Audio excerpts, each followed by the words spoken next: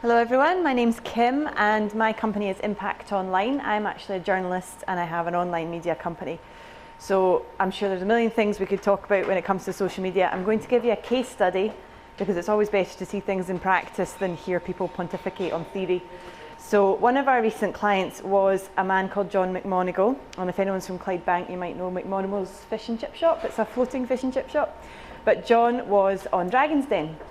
And he had invented an inflatable car bed. So you put the front seats down and you plug the inflator into the lighter and it becomes a bed. So he went on Dragon's Den. We had 5 days for this little campaign, so it was quite intense. So I'm just going to talk you through how we used Twitter to drive people to the website so that he could sell the product and also to gather feedback. So the first thing that we had to do was find a Twitter name.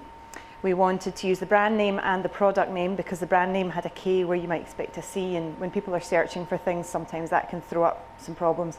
So we used the Twitter name Carnap Carbed, and we used capitals so that it was easier for people to scan that. And we also made sure that his name was on it and it was a kind of snappy little bio so that people thought they were talking to a real person rather than a product, because that's much more effective. We had to find followers, and the best way to do that is with keyword research and also hashtags. I'm going to sort of explain what these are as I go along because I'm not going to just assume that everybody knows all these Twitter terms.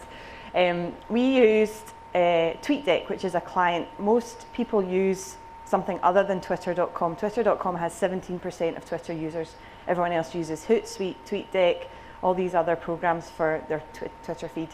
And the great thing about these is they give you better features like scheduling tweets, tracking keywords, and all the statistics so that you can measure how effective your Twitter actually is. So we set up a couple of columns for keywords so that we could find people who were relevant to the product. And then we followed the hashtags. Now Dragon's Den has 2 hashtags, the one that they promote, which is BBC Dragons, and the one that the users use, which is Dragon's Den. So we had to follow both. Before the program, we found followers and we engaged with them as much as we could. We started conversations and built up quite a good following that way. And then obviously we used the hashtag as well for people saying they were excited about the program. We immediately knew that they were going to be watching and that they would be key people to target. The program is obviously an hour long on a Sunday night. We knew we had that time with a little either side as our kind of peak time. So we made sure that we scheduled tweets to go out every 2 or 3 minutes with a unique link to the website. Now you can shorten links on Twitter, and that gives you a unique link to the website, which makes measuring who's clicking and who's going to your website much easier. So we used that on all the tweets that we'd scheduled, along with the brand name and the keywords. And then during the actual program itself, we answered every single message that people had about the product, which was a bit of a challenge because there's 2 million viewers, a lot of them are tweeting, they're all mentioning your product, and you've got to answer them as quickly as possible. So whether it was a positive or a negative response, they got a reply, a personal reply from John through his Twitter feed.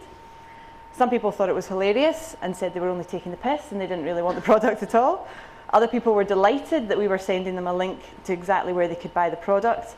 And a few people actually were so excited because a celebrity had tweeted them. So that got some great feedback. After the program, we tracked it still because people watch it on iPlayer. They've maybe recorded it on Sky Plus or V Plus, whatever. So we tracked it for a few days afterwards as well. And then we had all this information which we wanted to use for our sales tool. So we listed everybody that we'd spoken to according to various criteria, and we made sure that those lists were private because we weren't going to share our market research with anyone else. So if you're going to be using the lists in Twitter, make sure that they're private so that your competitors can't jump in and go, thanks very much. That's a great wee market that we can target as well. And we also had loads and loads of feedback that we could use. It's like setting up a focus group, and that's time consuming, costly, involves a lot of organisation. On Twitter you can just do it in an hour as we did. So obviously your product's unlikely to be on television. That's a huge audience that a lot of people aren't going to be able to reach.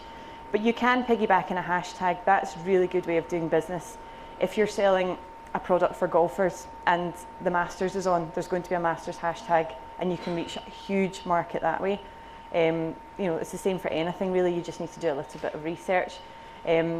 List your followers so that you can then build up a database and you can, you know who your key influencers are, the people who've actually bought your product, and measure it. Make sure you're showing who's going to your website, what they're reacting to, and what your keywords are, because what you think people are searching for might not necessarily be what they are searching for.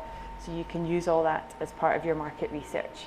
And once you've got your followers, be a real person, talk to them, find things you have in common, and then use your old-fashioned sales tactics to convert them into customers.